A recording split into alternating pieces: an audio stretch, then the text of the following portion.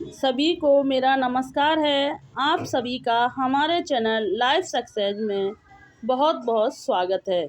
तो आज हम इस क्लास में रीट सोशल साइंस में पूछे गए प्रश्नों को हल करने वाले हैं। जो 2011 से लेकर 2022 तक जितने भी प्रश्न सोशल साइंस में पूछे गए हैं उनको हम लगातार प्रैक्टिस करने वाले हैं। और आज हम इस क्लास में 2022 के 30 क्वेश्चनों को हल करेंगे और 30 के हिसाब से ही हम जितनी भी 11 से लेकर 22 तक सभी क्वेश्चनों को हल करने वाले हैं। तो इसलिए आप निरंतर इस पर बने रहें और रीट की अच्छी से अच्छी तैयारी करते रहें। अगर आपको हमारी ये वीडियो पसंद आती है तो इसे लाइक करें और ऐसे ही प्रैक्टिस करने के लिए हमारे इस चैनल को सब्सक्राइब करें, कमेंट करें और शेयर करें। तो शुरू करते हैं। ये जो सभी क्वेश्चन हैं 2022 सोशल साइंस में पूछे गए प्रश्न हैं कि एक राजा पेन चेंज कर लेते हैं कि एक राजा अवन्ती पुत्र और बुद्ध के अनुयायी कंचन के बीच संवाद कौन से बौद्ध ग्रंथ में है। एक राजा अवन्ती पुत्र और बुद्ध के अनुयायी कंचन के बीच संवाद कौन से बौद्ध ग्रंथ में है। दीर्घ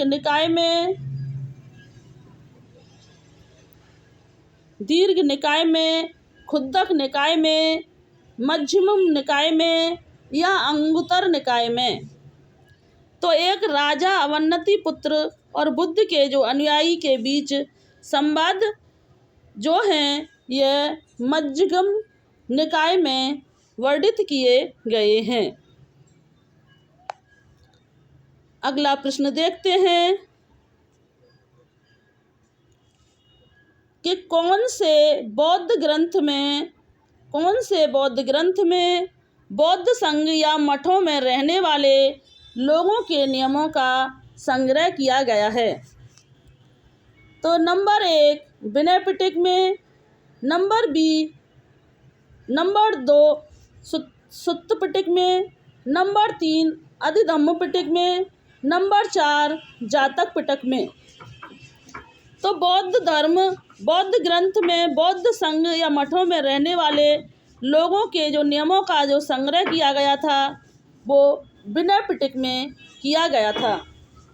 विनय पिटक को शिष्यों की टोकरी कहा जाता है क्योंकि इसमें बौद्ध मठ में रहने वाले शिष्यों के नियमों के सिद्धांत बनाए गए हैं। और सुत्त पिटक को जो है वचनों की टोकरी कहा जाता है। और अधिधम्म पिटक जो है वो अन्य से संबंधित माना जाता है। बौद्ध त्रिपिटक में 3 ग्रंथ हैं, 3 पिटक हैं, विनय पिटक, सुत्त पिटक और अधिधम्म पिटक। विनय पिटक जो है इनमें से पहला त्रिपिटक माना जाता है। अगला प्रश्न देखते हैं कि भारतीय दर्शन की 6 पद्धतियों में कौन शामिल है। भारतीय दर्शन की 6 पद्धतियों में कौन शामिल है। तो सत्यार्थ प्रकाश, वैशेषिक, महाभारत और उपनिषद हैं।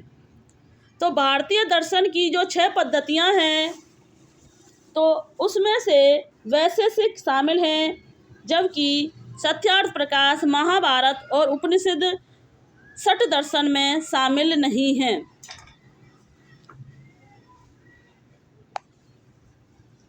अगला प्रश्न देखते हैं।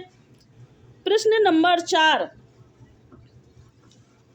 कि पश्चिम एशिया के यूनानी शासक सेल्यूकस निकेटर के राजदूत के रूप में मौर्य काल में भारत कौन आया था।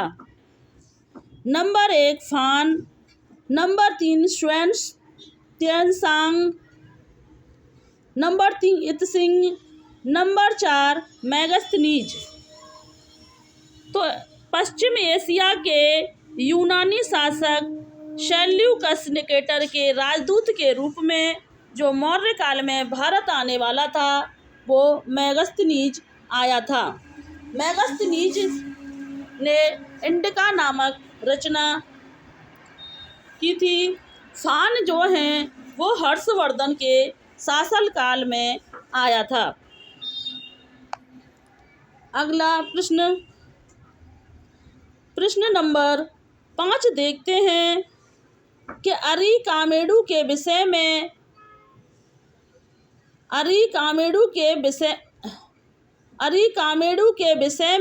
पूर्ण सत्य कथन बताइए। अरिकामेडु के विषय में पूर्ण सत्य कथन बताइए।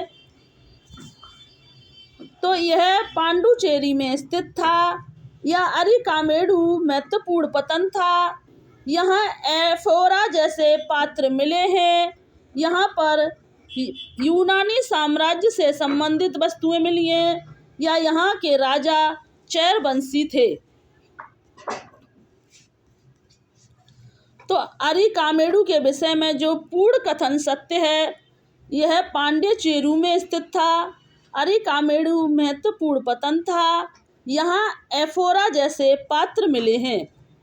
तो इसमें पहला, दूसरा और तीसरे जो हैं सही माने गए हैं। प्रश्न नंबर 6 देखते हैं कि चीनी यात्री हेरसांग किस राजा के दरबार में रहता था। तो चीनी यात्री जो है सांग था चंद्रगुप्त, समुद्रगुप्त, हर्ष या कनिष्ठ। तो चीनी यात्री जो है सांग था वह हर्षवर्धन के दरबार में रहता था।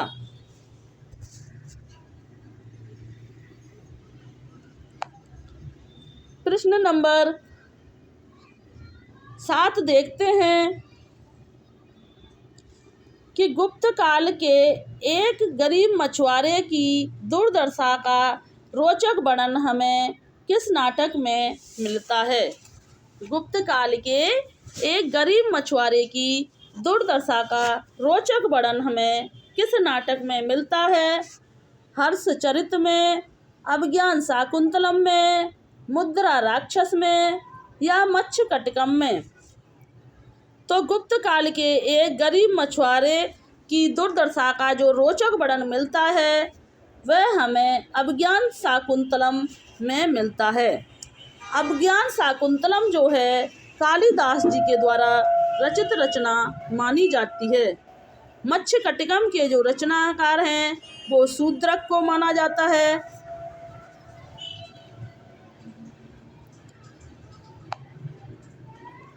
प्रश्न नंबर 8 है कि भीतर गांव का मंदिर कहाँ पर स्थित है। भीतर गांव का मंदिर कहाँ पर स्थित है। Number 1 Uttar Pradesh, number 1 Uttar Pradesh, number 2 Bihar, number 3 Orissa, number 4 Bengal. तो जो भीतर गांव का जो मंदिर है वह उत्तर प्रदेश के कानपुर जिले में स्थित माना जाता है।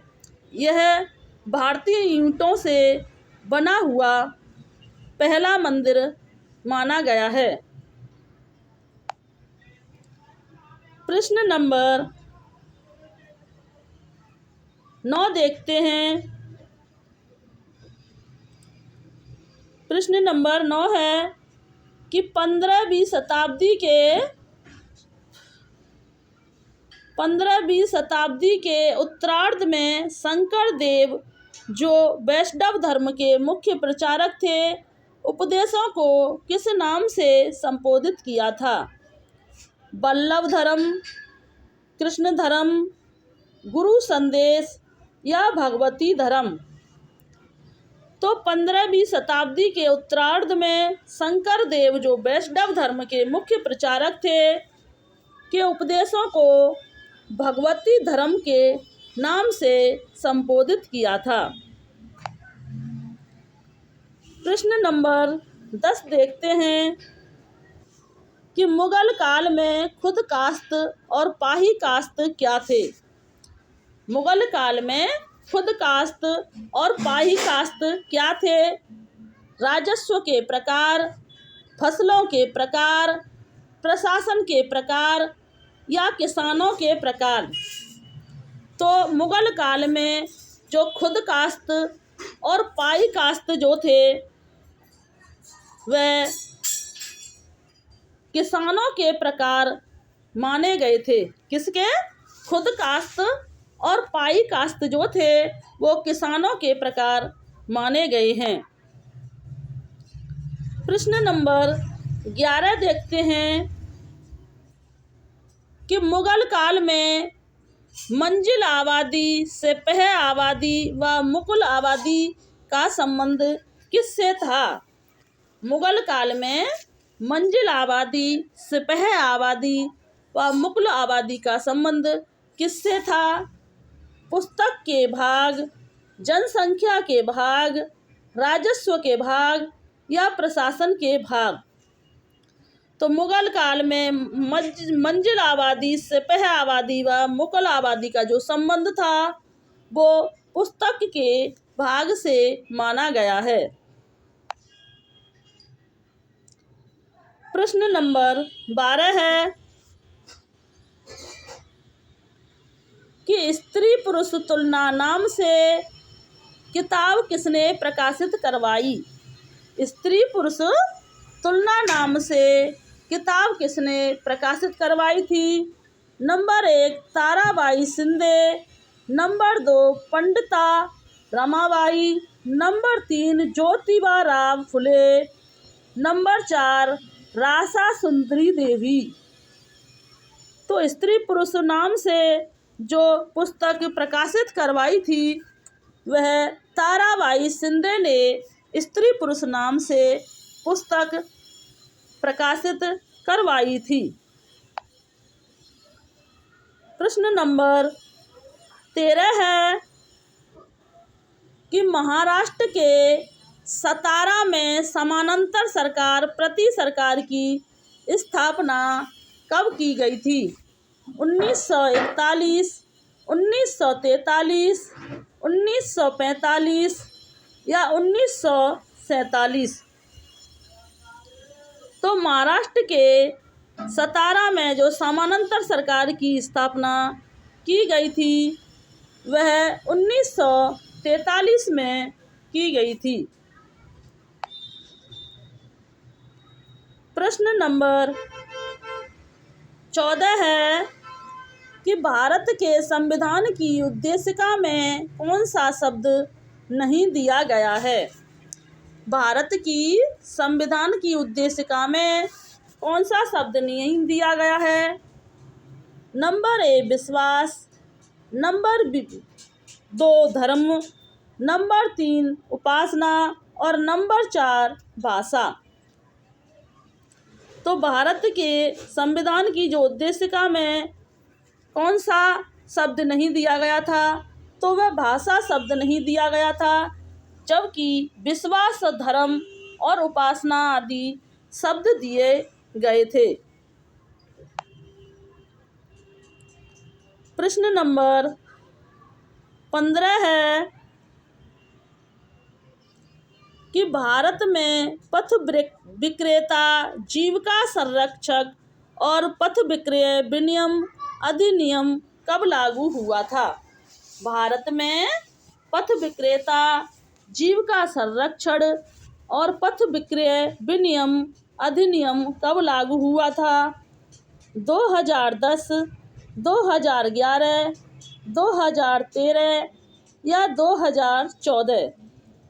तो भारत में जो पथ विक्रेता, जीविका संरक्षण और पथ विक्रय विनियम अधिनियम जो लागू किया गया था वह 2014 में लागू किया गया था।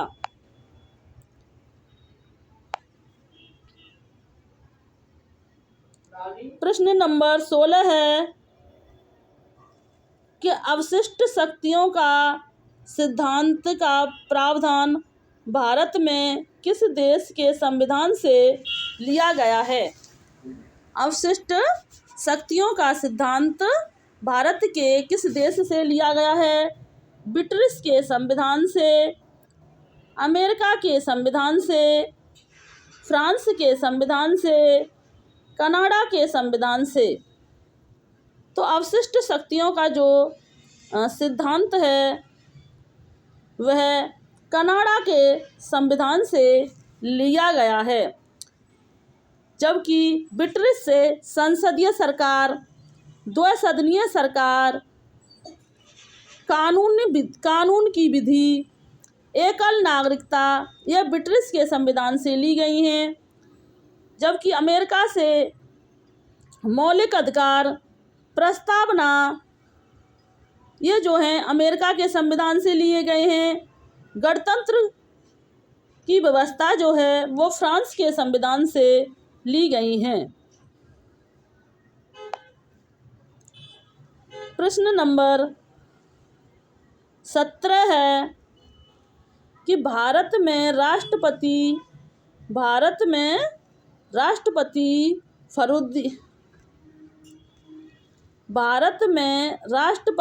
फरुद्दीन अली अहमद की मृत्यु के बाद कार्यवाहक राष्ट्रपति के रूप में किसने कार्य किया था?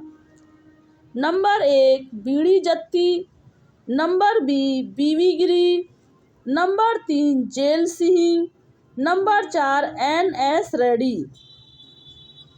तो भारत में राष्ट्रपति फरुद्दीन अली अहमद की मृत्यु के बाद कार्यवाहक राष्ट्रपति के रूप में जो काम किया था वो बीडी जत्ती ने किया था।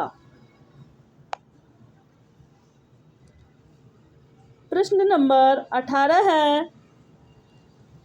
कि किन दो राज्यों की लोकसभा का निर्वाचन क्षेत्र की संख्या समान है? किन दो राज्यों की लोकसभा निर्वाचन क्षेत्रों की संख्या समान है?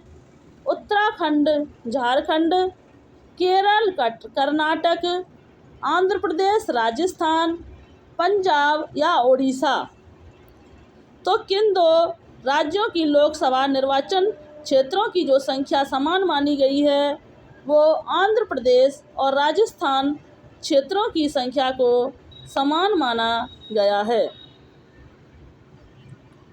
प्रश्न नंबर 19 है कि बच्चों की सुविधा मदद के लिए निःशुल्क हेल्पलाइन नंबर है। बच्चों की सुविधा एवं मदद के लिए निःशुल्क हेल्पलाइन नंबर है 1095, 1096, 1097 या 1098। तो बच्चों की सुविधा एवं मदद के लिए निःशुल्क हेल्पलाइन जो नंबर माना गया है वो 1098 जो है बच्चों की सुविधा एवं मदद के लिए निःशुल्क हेल्पलाइन नंबर है। प्रश्न नंबर 20 देखते हैं कि भारत में किस संविधान संशोधन के द्वारा मंत्रिपरिषद का आकार निर्धारित किया गया था? नंबर 1 81वें, नंबर 2 91वें, नंबर 3 101वें, नंबर 4 102वें। तो भारत के किस संविधान संशोधन के द्वारा मंत्रिपरिषद का जो आकार निर्धारित किया गया था वो 91वें संशोधन के द्वारा किया गया था? किसके? 91वें संशोधन के द्वारा मंत्रिपरिषद का जो आकार निर्धारित किया गया था। प्रश्न नंबर 21 है कि 1989 में किस समिति ने स्थानीय शासन के निकायों को संवैधानिक दर्जा प्रदान करने की सिफारिश की थी?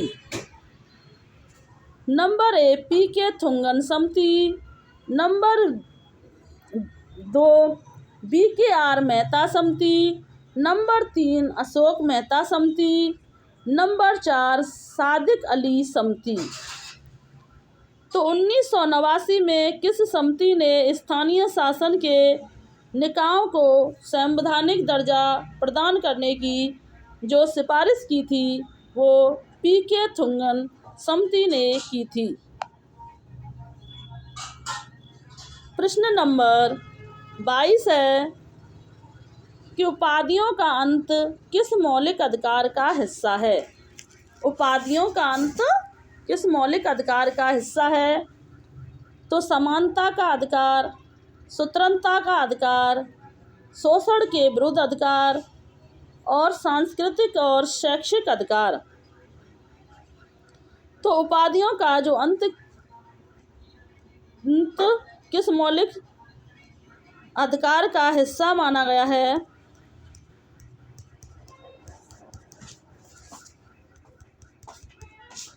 यह जो माना गया है समानता के अधिकार का हिस्सा माना गया है। 14 से 18 अनुच्छेद 14 से 18 तक समानता के अधिकार का वर्णन किया गया है। 14 से 18 में समानता के अधिकार का वर्णन है। फिर 19 से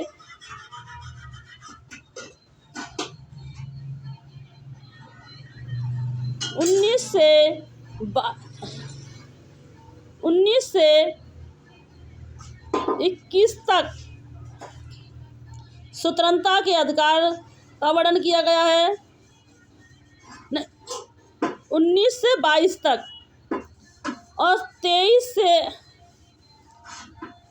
से 24 में शोषण के विरुद्ध अधिकार का वर्णन किया गया है और 29 से 30 में सांस्कृतिक एवं शैक्षिक अधिकार का वर्णन किया गया है। यह 6 मौलिक अधिकार हैं जो कि अमेरिका से लिए गए थे। अनुच्छेद भाग 3 से लिए गए हैं और पहले यह 7 मौलिक अधिकार माने जाते थे जिसमें से संपत्ति के मौलिक अधिकार को समाप्त कर दिया गया है। प्रश्न नंबर 23 है कि भारत के संविधान की 8वीं अनुसूची में अनुसूचित भाषाओं के समूह को पहचानें।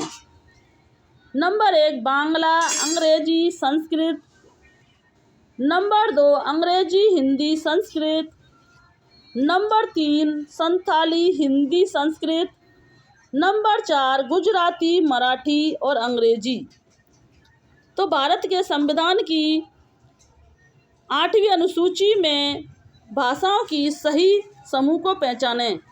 तो हमारे जो संविधान में है 12 अनुसूचियां मानी गई हैं जिसकी 8वीं अनुसूची में 22 भाषाओं का वर्णन किया गया है और जिसमें से अंग्रेजी को शामिल नहीं किया गया है और अंग्रेजी इस तीनों में है, इसलिए ये तीनों ऑप्शन हट जाते हैं। संथाली, हिंदी, संस्कृत जो है यह 8वीं भाषा के समूह माने जाते हैं। अक्सर यह प्रश्न बहुत पूछा जाता है कि 22 भाषाओं में कौन सी भाषा जो है इसमें शामिल नहीं है। तो सबसे ज़्यादा एक अंग्रेजी पूछी जाती है, ब्रज भाषा और एक राजस्थानी। इनमें से कोई सी भी भाषा 8वीं अनुसूची में शामिल नहीं मानी गई हैं। प्रश्न नंबर 24 है कि ग्लोब पर वह व्रत जो दिन एवं रात को विभाजित करता है कहलाता है। नंबर 1 प्रदीप्ति व्रत। नंबर 2 भू मध्य रेखीय व्रत। नंबर 3 दीर्घ व्रताकार पथ। नंबर 4 उत्तर आयनात। तो ग्लोब पर वह व्रत जो दिन और रात को विभाजित करता है वह प्रदीप्ति व्रत कहलाता है।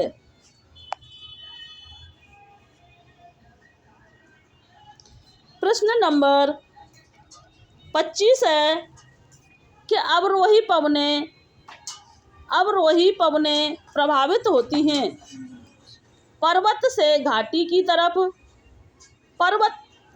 घाटी से पर्वत की तरफ, पर्वत से घाटी की तरफ, समुद्र के स्थल की तरफ, स्थल से समुद्र की तरफ। तो अवरोही पवनें जो प्रभावित होती हैं यह पर्वत से घाटी की तरफ प्रभावित मानी जाती हैं। प्रश्न नंबर 26 है कि एक्स तरंग के छाया क्षेत्र का विस्तार लगभग कितना है? 105 डिग्री से 145 डिग्री, 105 से 105 डिग्री, 145 से 145 डिग्री या 90 से 90 डिग्री। तो एस तरंग के छाया क्षेत्र का विस्तार लगभग कितना है? तो यह 105 से 145 डिग्री माना जाता है। प्रश्न नंबर 27 है कि कयाल किस घाट पर स्थित है? कयाल किस घाट पर स्थित है? मालाबार तट, कोकड़ तट, काठियावाड़ तट या कोरोमंडल तट। तो जो कयाल किस तट पर स्थित माना जाता है? तो कयाल जो है वो मालाबार तट पर स्थित माना जाता है। प्रश्न नंबर 28 है कि वैथोलिथ, लेकोलिथ, लेपोलिथ व फैकोलिथ संबंधित हैं। नंबर 1 भूकंप से, नंबर 2 ज्वालामुखी से, नंबर 3 नदी से, नंबर 4 गुरुत्वाकर्षण से। तो बैथोलिथ, लेकोलिथ, लेपोलिथ व फैकोलिथ ये जो हैं ज्वालामुखी से संबंधित माने गए हैं। प्रश्न नंबर जो 29 है, फेयंस के बारे में निम्नलिखित में से कौन सा कथन पूर्ण सत्य है? तो फेयंस की खदानें मेहरगढ़ में मिली। फेयंस प्राकृतिक तौर पर पाए जाते हैं। बालू या स्फिट पत्थर के चूर्ण को गोंद में मिलाकर उनसे वस्तुएं बनाई जाती थी। उसके बाद उन वस्तुओं पर एक चिकनी परत चढ़ाई जाती थी। फेयंस ने मन के चूड़ियाँ, झुमके और छोटे बर्तन बनाए जाते थे। तो फेयंस के बारे में कौन सा कथन सत्य माना गया है? तो प्रश्न नंबर 3 बालू या स्फिट पत्थर के चूर्ण को गोंद में मिलाकर उनसे वस्तुएं बनाई जाती थी। नंबर 4 उनके बाद उन वस्तुओं पर एक चिकनी परत चढ़ाई जाती थी। नंबर 5 है फेयंस से मन के चूड़ियाँ, झुमके और छोटे बर्तन बनाए जाते थे। प्रश्न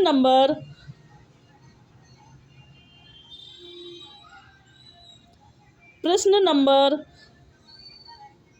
30 है कि ऋग्वैदिक काल के विषय में कौन सा कथन सत्य है? ऋग्वैदिक काल के विषय में कौन सा कथन सत्य है? कि सोम एक बृहस्पति थे, ब्रह्मा विष्णु महेश प्रमुख देवता थे, भक्तजनों को सूक्त कहा जाता था, उपनिषद व अर्ड्य ग्रंथ रचे गए थे, इंद्र युद्ध के प्रमुख देवता नहीं थे। तो ऋग्वैदिक काल के विषय में कौन सा कथन है जो सत्य है? तो सोम एक बृहस्पति थे। सोम जो है एक बृहस्पति थे और भजनों को सूक्त कहा जाता था। तो पहला और तीसरा इसमें सही माना गया है।